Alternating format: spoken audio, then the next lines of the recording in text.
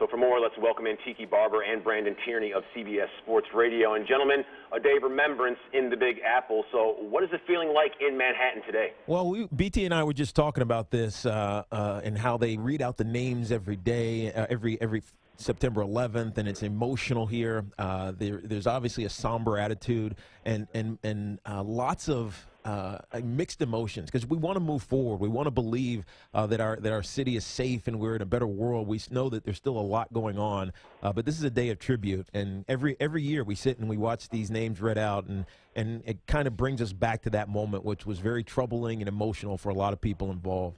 Absolutely. Now, Tiki, you played in the first game back in New York for the Giants. So what was it like to represent for the city? It was unbelievable. That game was actually in Kansas City. We played the Denver Broncos that Monday night before September 11th, so September 10th, and we came back on the Tuesday because we fly overnight, and it was chaotic. I lived in the city at the time, so I felt it personally. All the cell phone towers were down. All the communication was haphazard.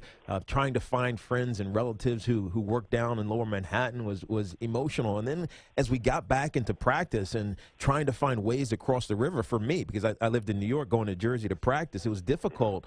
But the first thing we realized is that when we got to practice right on the river in the Meadowlands, we could see the smoldering towers, and it was disturbing. And when the league was debating whether or not to play the games the following week, Jason Sehorn, who was our player rep, went over and said, "Look, we can't play. Right? We lost fans in September 11th. There were hundreds of cars in our parking lot because Giant Stadium was a commuter parking lot.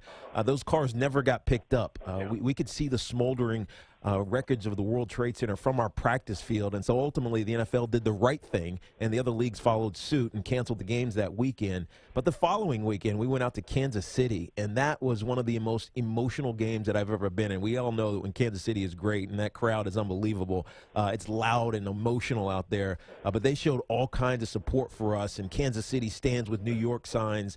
And when the national anthem was played, it was something that we've always taken for granted at sporting events, listening to the national anthem. But when it was played that day, I don't think there was a dry eye in the building. Guys, let's get back to